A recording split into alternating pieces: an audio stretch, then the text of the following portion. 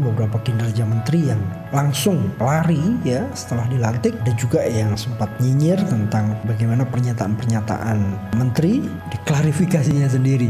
Tapi apapun itu kita tunggu saja, karena baru seumur jagung, baru kemarin dilantik. Kita tunggu langkah apa yang dilakukan oleh Menak.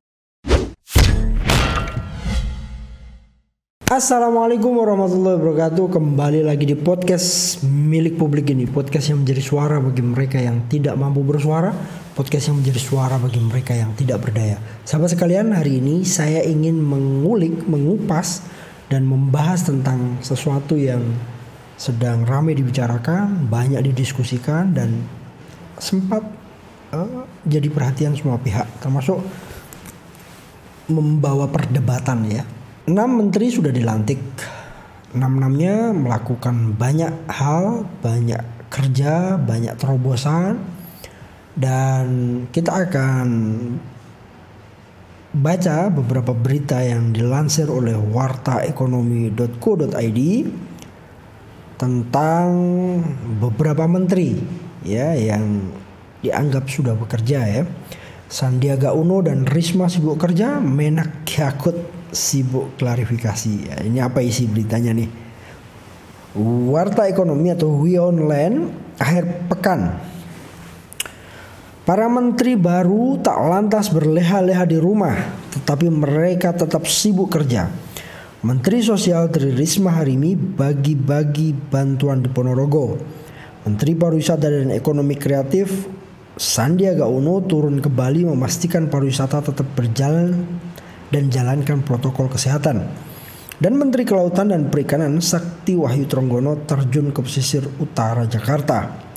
Sementara itu Menak, Menteri Agama Yakut Khalil Qomas atau Gus Yakut masih sibuk mengklarifikasi pernyataannya sendiri. Kita mulai dari Bu Risma. Kemarin Risma melakukan perjalanan darat dari Surabaya ke Jakarta. Dalam perjalanan itu ex-wali kota Surabaya itu singgah desa Krebet, Kecamatan Jambon, Kabupaten Ponorogo, Jawa Timur. Politisi PDIP itu menyapa para penyandang disabilitas intelektual yang mendapatkan program pemberdayaan dengan memberikan pelayanan vokasional kepada kaum disabilitas. Risma berkomentar berkomitmen penuh meningkatkan kemandirian. Saya juga bawa bibit lele, nanti kita lihat progresnya. Kalau ini bagus, bisa diberdayakan untuk yang lain. Memang berat tapi harus dilakukan. Ini luar biasa. Bu Risma sudah mulai tancap gas ya, membenahi Kementerian Sosial yang sempat terporak-porandakan oleh menteri sebelumnya. Bu Risma mengganti itu sama-sama kader PDI. Bu Risma mengganti itu dengan kerja yang luar biasa, langsung tancap gas. Selain itu Risma menyerahkan bantuan alat perlindungan diri atau APD, alat peraga edukasi sembako, alat peraga edukasi sembako, alat peraga edukasi yang lain, peralatan belanja anak atau peralatan belajar anak, dan beberapa perlengkapan lainnya. Risma juga khusus membawa bantuan sambal goreng tempe yang dibeli dari industri rumahan di kawasan Doli, Surabaya yang sudah berganti rupa menjadi pemukiman warga. Beda dengan Risma, Sandi, kita sebelum masuk ke Sandi ya. Risma ini menurut kami bagus karena ini yang tadi disebutkan, Risma juga khusus membawa bantuan sambal goreng tempe. Produk UMKM dari daerahnya diangkat, dan ini kontroversi juga waktu Bu Risma menutup Doli ya, dan sekarang jadi pemukiman warga. Jika mereka berkreativitas ya, membawa produk-produk dan dipasarkan oleh Bu Risma, ini luar biasa dan salut. Lanjut ya, beda dengan Risma, Sandi memulai kunjungan lapangan dengan terbang ke Bali kemarin. Sandi tiba di Bandara Internasional I Gusti Ngurah Rai sekitar pukul 10.37 pagi.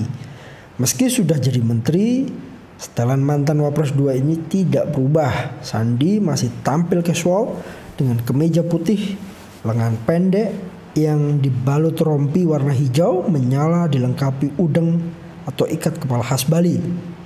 Sambil menggendong Task Carrier, Sandi disambut Direktur Utama Angkasa Pura I, Faik Fahmi dan jajarannya. Setelah itu Sandi berkeliling bandara melihat alur penumpang yang tiba di bandara mulai dari turun pesawat sampai validasi formulasi deklarasi kesehatan ya. Dari sana ia memantau alur penumpang, mengambil bagasi.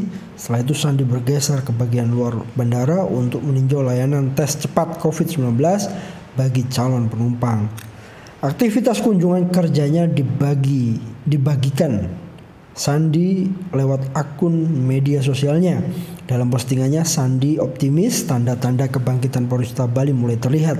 Di tengah pandemi sejak Mei 2020 tercatat kedatangan pesawat ke Bali mulai naik 10 kali lipat. Ya, Bali sempat tertutup, banyak industri gulung tikar, toko nggak ada buka, hotel juga nggak buka. Memang butuh kerja bersama untuk mengembalikan Bali sebagai tempat salah satu surganya Indonesia dan bisa dikunjungi masyarakat luar ya, mancanegara. Dan itu tugas Pak Sandiaga Uno ya. Kita harus sama-sama mendukungnya karena ini untuk pemasukan negara juga. Bali telah sepenuhnya siap menyambut kunjungan wisatawan saat libur Natal dan Tahun Baru 2021. Sekaligus makin siap menyongsong kebangkitan pariwisata katanya. Bang Sandi salah satu menteri yang dianggap cocok di pariwisata dan ekonomi kreatif karena setelah berhenti dari Wapres, beliau banyak sekali mengupas tentang ekonomi kreatif, UMKM ya, milenial dan seterusnya. Nah, sekarang beliau sudah duduk, kita tunggu gebrakan-gebrakan beliau apa, langkah-langkah, dan banyak sekali soalnya pariwisata dan ekonomi kreatif, termasuk artis-artis, pekerja seni, itu bertumpu pada beliau. Jadi ya kita tunggu dan semoga nanti akan hadir di podcast Mas Mansuri. Sakti Wahyu Trenggono juga sudah melakukan kunjungan lapangan. Ex-wakil Menteri Pertahanan itu belusukan ke kawasan pesisir utara Jakarta Sabtu 26 Desember 2020. Sakti mengaku ingin mendengar dari nelayan dan pemangku kepentingan sektor kelautan dari perikanan lainnya. Dalam kunjungan ini Sakti berkunjung ke pasar ikan mengenakan kemeja lengan pendek dengan celana jeans biru. Sakti menyapa para penjual yang menjajakan hasil laut seperti ikan, cumi, dan kerang. Melihat pasar ikan yang becek, Sakti kepikiran untuk mengubahnya menjadi pasar modern. Wow. Nah, Pak Sakti memang harus mengerti betul bagaimana keluhan dari masyarakat pesisir. Harus mengerti betul, memang harus, beliau kan baru di situ ya. Tetapi memang debutnya tidak diragukan. Tetapi kami berharap agar sering mendengarkan keluhan-keluhan nelayan dulu sehingga itu bisa diimplementasikan dalam program. Nah, soal pasar modern dalam artian yang lebih bagus, yang lebih modern boleh saja, itu sah-sah saja. Nelayan kita agar masyarakat kita dan nelayan kita lebih baik ya. Bagaimana dengan Gus Yakut? Dia masih sibuk melakukan klarifikasi. Dalam webinar Lintas Agama kemarin, Gus Yakut kembali mengklarifikasi pernyataannya soal Syiah dan Ahmadiyah. Dia bilang tak pernah menyatakan akan memberikan perlindungan khusus terkait hak beribadah kepada kelompok Syiah dan Ahmadiyah. Hari kedua setelah saya dilantik, ada berita Menteri Agama akan mengafirmasi hak beribadah umat Syiah dan Ahmadiyah. Terlepas konteksnya benar atau salah, saya tidak pernah mengatakan hal itu, tapi ada media yang menulis itu dan mengatasnamakan saya. Itu kaget saya, kata ex-wakil ketua Komisi 2 DPR RI. Politisi PKB ini menegaskan selaku Menteri Agama akan mendudukkan setiap persoalan pada prinsip-prinsip dasar yang diakui bersama. Prinsip pertama, semua warga negara berkedudukan sama di depan hukum. Baik Syiah, Ahmadiyah, NU, Muhammadiyah, siapapun sama di hadapan hukum. Oleh karena itu negara wajib melindungi mereka sebagai warga negara. Artinya jika berbeda keyakinan tidak boleh ada alasan kelompok yang merasa lebih besar mempersekusi atau menghakimi sendiri kelompok yang lebih kecil. Ini sikap dasar yang akan pemerintah pegang, ujar Ketua GP Ansor itu. Prinsip kedua, ujar Yakut, jika ada perbedaan pandangan, keyakinan terhadap pendapat terkait dengan hal-hal keagamaan harus diselesaikan dengan dialog, dan Kemendak siap memfasilitasi dialog itu. Ya, walaupun di berita ini tidak dijelaskan bahwa Pak Menak ya sudah melakukan beberapa kunjungan, tapi saya juga perlu memberikan informasi bahwa setelah 1 hari setelah dilantik, beliau ke Semarang melihat persiapan Natal ya di gereja kalau tidak salah di Semarang. Setelah itu mereka kalau orang Jawa bilang sowan atau meminta restu, meminta nasihat dari kiai-kiai. Ini merupakan langkah awal yang bagus ya, agar memperkuat kerjanya, dan lebih banyak juga memberikan masukan, informasi kepada beliau agar beliau lebih luas. Walaupun hari ini memang banyak banget yang beredar ya tentang pernyataan LIPI, bahkan ada ditantang debat sama Fadlizon.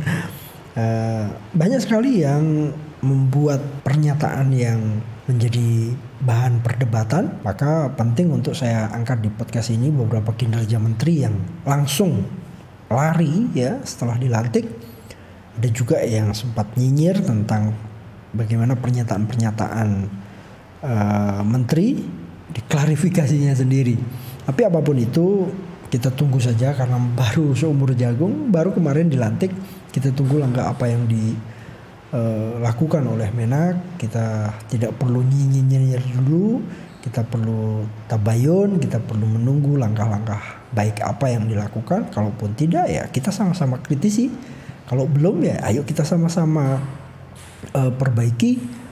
Ya bagaimanapun juga Menak ini adalah orang yang dipercaya oleh presiden. Ini hak prerogatif presiden yang dipercaya untuk memegang Menak setelah Jenderal Purnawirawan Fahru Rozi digantikan oleh Menak yang sekarang. Ya kita tunggu langkah apa yang bisa dilakukan oleh Menak yang sebelumnya pernah menjadi wakil bupati di Kabupaten Rembang, terus naik menjadi anggota DPR RI, naik di periode ini menjadi wakil ketua Komisi 2 DPR RI, dan sekarang Menak.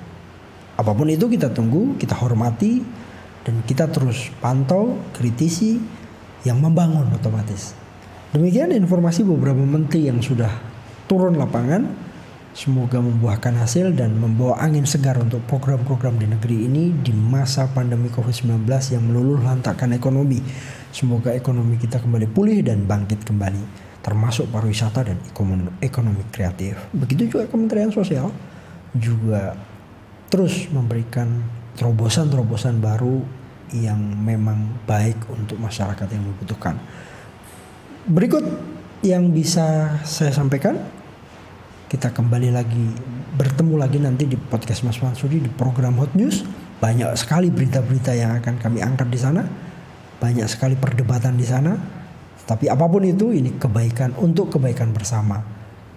Terus share, komen, like, dan subscribe.